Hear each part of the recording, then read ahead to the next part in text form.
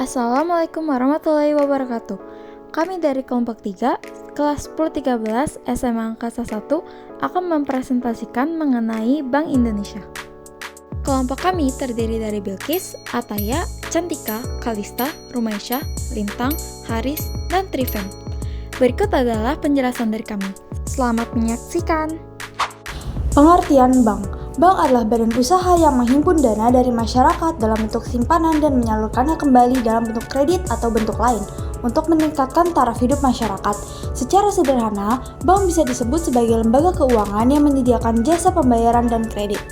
Bank Indonesia atau yang bisa disingkat BI adalah Bank Sentral Republik Indonesia yang memiliki satu tujuan tunggal, yaitu mencapai dan memelihara kestabilan nilai rupiah. Sebagai lembaga negara yang independen, BI bebas dari campur tangan pemerintah dan pihak lain, kecuali yang diatur dalam undang-undang. BI juga bertugas mengatur dan menjaga kelancaran sistem pembayaran, serta turut menjaga stabilitas sistem keuangan. Selanjutnya, yaitu tugas Bank Indonesia. Yang pertama, yaitu menetapkan dan melaksanakan kebijakan moneter. Bank Indonesia mengatur suku bunga, jumlah uang yang beredar, dan instrumen moneter lainnya untuk mengendalikan inflasi dan menjaga stabilitas ekonomi. Lalu yang kedua, yaitu mengatur dan menjaga kelancaran sistem pembayaran. Bank Indonesia membangun sistem pembayaran yang aman, efisien, dan andal, seperti BI Fast, KRIS, dan lainnya. Yang ketiga, yaitu mengatur dan mengawasi perbankan. Sejak berdirinya OJK pada tahun 2011, pengawasan mikroprudensial perbankan dialihkan ke OJK. BI tetap melakukan pengawasan makroprudensial. Lalu yang terakhir, yaitu menjaga stabilitas sistem keuangan. Bank Indonesia mendeteksi dan mencegah risiko sistemik serta mendukung kebijakan stabilitas makroekonomi.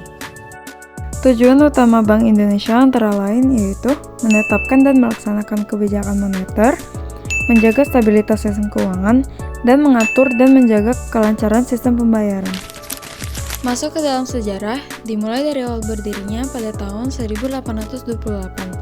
Bank Indonesia berawal dari pendirian De Javance Bank oleh pemerintah Hindia Belanda sebagai bank sirkulasi. DBJ diberi hak istimewa untuk mencetak dan mengedarkan uang gulden di wilayah Hindia Belanda. Yang kedua yaitu nasionalisasi dan lahirnya Bank Indonesia pada tahun 1953. Pada tahun 1951, pemerintah Indonesia mengambil alih DJB setelah kemerdekaan. Pada tanggal 1 Juli tahun 1953, DJB secara resmi dinasionalisasi dan berganti nama menjadi Bank Indonesia melalui Undang-Undang Nomor 11 Tahun 1953. Bank Indonesia mulai menjalankan fungsi sebagai bank sentral, menggantikan peran DJB. Nomor 3 adalah perkembangan fungsi Bank Indonesia. Tahun 1968, melalui Undang-Undang Nomor 13 Tahun 1968, peran Bank Indonesia dipertegas sebagai bank sentral dengan 3 tugas utama, yaitu mengatur peredaran uang, mengawasi perbankan, dan membantu pembiayaan pembangunan ekonomi. Tahun 1999 terjadi reformasi besar dengan Undang-Undang Nomor 23 Tahun 1999. Bank Indonesia menjadi lembaga independen yang bebas dari campur tangan pemerintah. Fokus utama Bank Indonesia adalah menjaga stabilitas nilai rupiah. Yang keempat adalah modernisasi dan peran baru. Tahun 2004, Undang-Undang Nomor 3 Tahun 2004 memperkuat independensi Bank Indonesia. Tahun 2011, Otoritas Pengawasan Perbankan dipindah ke Otoritas Jasa Keuangan atau yang bisa disingkat OJK. Bank Indonesia tetap fokus pada kebijakan moneter, sistem pembayaran, dan stabilitas sistem keuangan. Yang terakhir yaitu perkembangan terbaru. Bank Indonesia kini juga terlibat dalam inovasi sistem pembayaran digital, termasuk peluncuran QRIS dan eksplorasi rupiah digital. Peran Bank Indonesia semakin penting dalam mendukung stabilitas ekonomi nasional pasca pandemi dan di era digitalisasi keuangan. Pendirian Bank Indonesia didahului oleh proses nasionalisasi Dejavage Bank NV DJB yang dilakukan pada Desember 1951 berdasarkan Undang-Undang Nomor 24 Tahun 1951 tentang nasionalisasi Dejavage Bank NV setelah DJB dinasionalisasi. Republik Indonesia mendirikan Bank Indonesia berdasarkan Undang-Undang Nomor 11 Tahun 1953 tentang penetapan Undang-Undang Pokok Bank Indonesia yang disahkan pada 19 Mei 1953 diumumkan 2 Juni 1953 dan mulai berlaku pada 1 Juli 1953. Tanggal berlakunya UU tersebut diperingati juga sebagai hari lahir Bank Indonesia.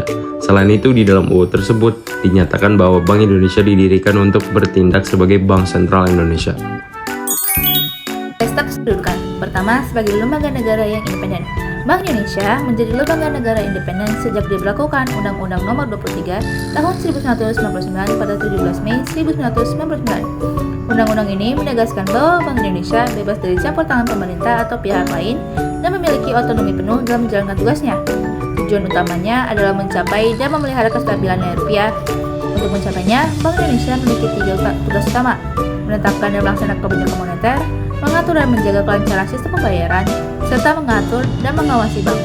Kedudukannya berada di luar pemerintahan, tidak sejajar dengan lembaga tinggi negara, guna menjamin efektivitas dan efisiensi pelaksanaan fungsi sebagai otoritas moneter. Kedua, sebagai badan hukum. Status Bank Indonesia baik sebagai badan hukum publik maupun badan hukum perdata ditetapkan dengan undang-undang.